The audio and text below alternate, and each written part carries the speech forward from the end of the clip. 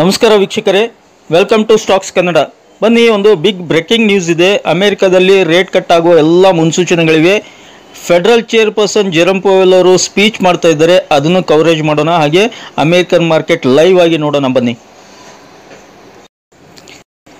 American market ನೋಡಿ, ಡೌ Jones ಇವಾಗ 7 ಗಂಟೆ 46 ನಿಮಿಷ ಆಗಿದೆ. 430 ಪಾಯಿಂಟ್, ಆಲ್ಮೋಸ್ಟ್ 1%ಗಿಂತಲೂ ಜಾಸ್ತಿ ಒಂದು ಅಪ್ಸೈಡ್ ಟ್ರೇಡ್ ಆಗ್ತಾ ಇದೆ. ನಿನ್ನೆ ಹೇಳಿದ್ವಿ ನಾವು 41,000 ಮೇಲೆ ಸ್ಟಾರ್ಟ್ ಆಯಿತು ರ್ಯಾಲಿ, ಅಂದರೆ ಬಿಗ್ ಒಂದು ರ್ಯಾಲಿ ಬರುತ್ತೆ towards 42,000 ಅಂದಿದೆ.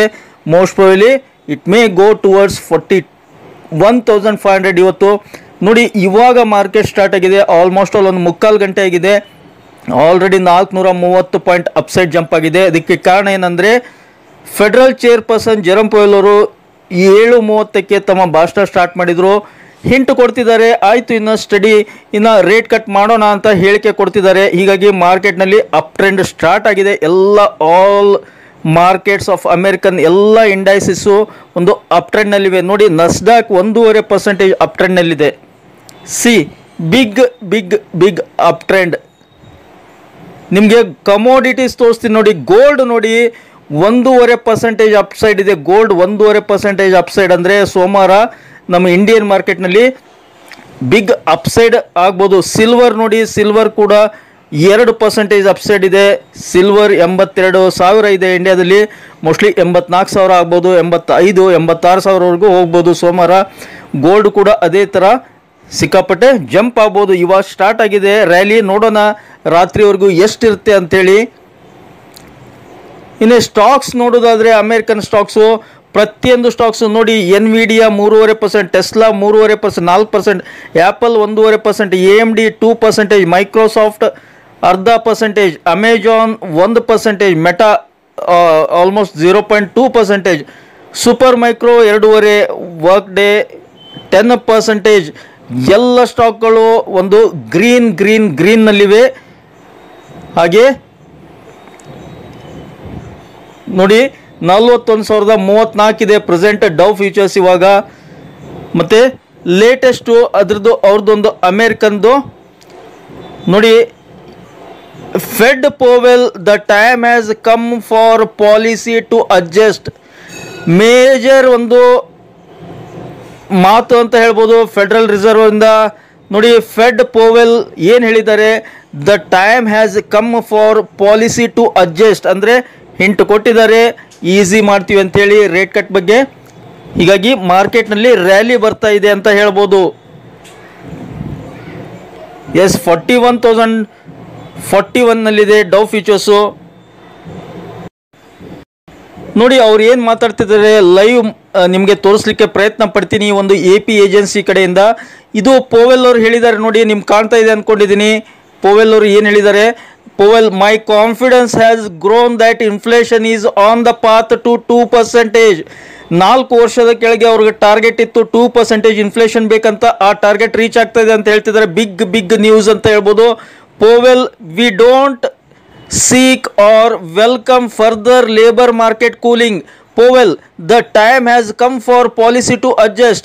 The timing and place of the rate cuts will depend on incoming data, says Powell. Big data, big ಒಂದು ನ್ಯೂಸ್ ಅಂತ ಹೇಳ್ಬೋದು. Powell's Jackson Hole speech will be key to fine tune policy expectations.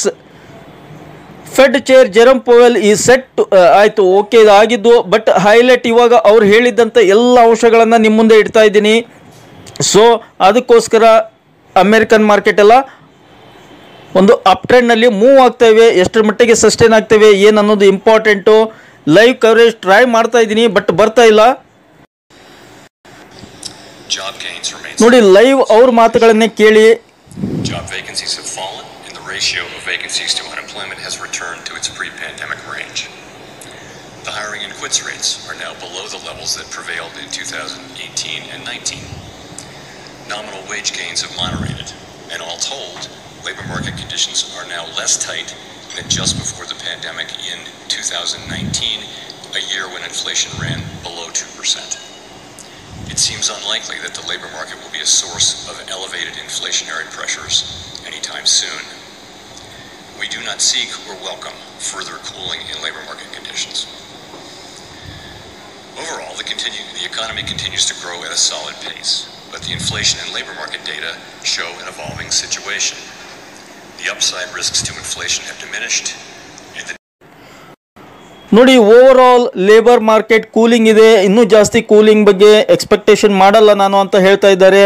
ಮತ್ತು ಹಾಗೆ ಒಂದು inflation ಏನಿದೆ ನಮ್ಮ ಒಂದು ಟಾರ್ಗೆಟನ್ನು reach ಆಗ್ತಾ ಇದೆ, ಇನ್ನೇನು ಜಾಸ್ತಿ ಎಕ್ಸ್ಪೆಕ್ಟೇಷನ್ ಇಲ್ಲ ನಮ್ಮದು. We think about rate cuts ಅಂತ ಪ್ಯೂರ್ ಕಟ್ಟಾಗಿ ಹೇಳ್ತಾ ಇದ್ದಾರೆ. ಸೊ ಮಾರ್ಕೆಟ್ಸು ಒಂದು ಫರ್ದರ್ ಟ್ರೆಂಡ್ನಲ್ಲಿ ಮೂವ್ ಆಗ್ತಾ ಇವೆ. ಎಷ್ಟು ನೋಡಿ 41,040 ಇತ್ತು, 41,100ವರೆಗೆ ಬಂದಿದೆ. ಡವ್ ಫ್ಯೂಚರ್ಸು 1% ಮೂವ್ ಆಗ್ತಾ ಇದೆ. ಇವಾಗ ನೋಡಬೇಕು 41,500 ರೀಚ್ ಆದ್ರಂತೂ ಫಂಟಾಸ್ಟಿಕ್. ನಮ್ಮ Monday market big boom rally ಕೊಡುತ್ತೆ, ಬಿಗ್ ಒಂದು ಗ್ಯಾಪ್ ಅಪ್ ಸಿಗೋ ಸಾಧ್ಯತೆ ಇದೆ ನಮ್ಮ ಇಂಡಿಯನ್ ಮಾರ್ಕೆಟ್ನಲ್ಲಿ ಅಂತ ಹೇಳ್ಬೋದು. ನೋಡೋಣ SGX ನಿಫ್ಟಿ ಎಷ್ಟಿದೆ ನೋಡೋಣ ಬನ್ನಿ. ನೋಡಿ ನಮ್ಮ SGX ನಿಫ್ಟಿ 74 ಪಾಯಿಂಟ್ ಅಪ್ಸೈಡ್ನಲ್ಲಿದೆ. ಇವಾಗ ಪ್ರೆಸೆಂಟ್ 74 ಪಾಯಿಂಟ್ಸ್ ಅಪ್ಸೈಡ್ನಲ್ಲಿದೆ. ಹೀಗಾಗಿ ಮಂಡೇ ಒಂದು ಗ್ಯಾಪ್ ಅಪ್ ಸಿಗೋ ಎಲ್ಲ ಚಾನ್ಸಸ್ ಇದೆ. ಸದ್ಯಕ್ಕೆ 74 ಇದೆ.